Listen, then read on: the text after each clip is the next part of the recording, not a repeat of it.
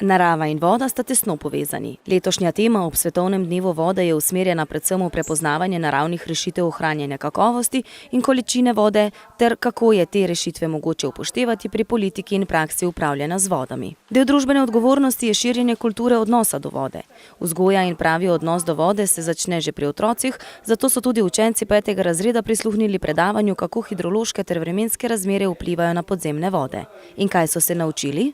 Da se zdaj čim bolj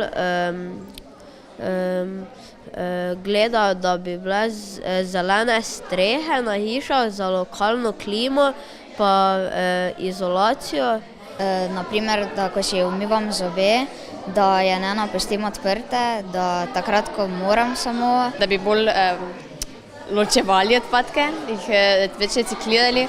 Ker vsi nevarni odpadki, ki jih odvržemo v naravi, grejo v podtalnico, ki gre v vodo, ki jo mi pijemo.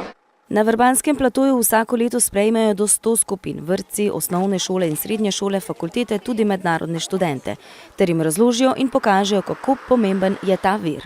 Vrbanski plato je najbolj pomemben vodni vir mariborskega sistema. Z njega dobivamo od 60 do 70% vse vode v sistemu. Pomemben je pa zato, ker je to edini vodni vir, ki je neodvisen od sušnih razmer. Na podnebne spremembe pa lahko seveda vplivamo tudi posamezniki.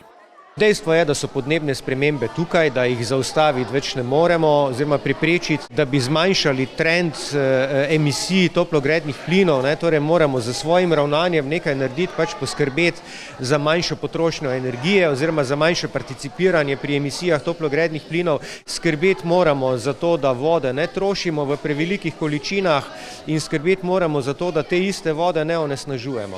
Vrbanski plato je največji vodonosnik v državi. V lanskem letu so tam načrpali kar 66% vse vode, ki so jo distribuirali v oskrbnem sistemu mariborskega vodovoda. Torej nekje dobrih 10 milijonov kubikov načrpane vode prihaja iz Vrbanskega platoja.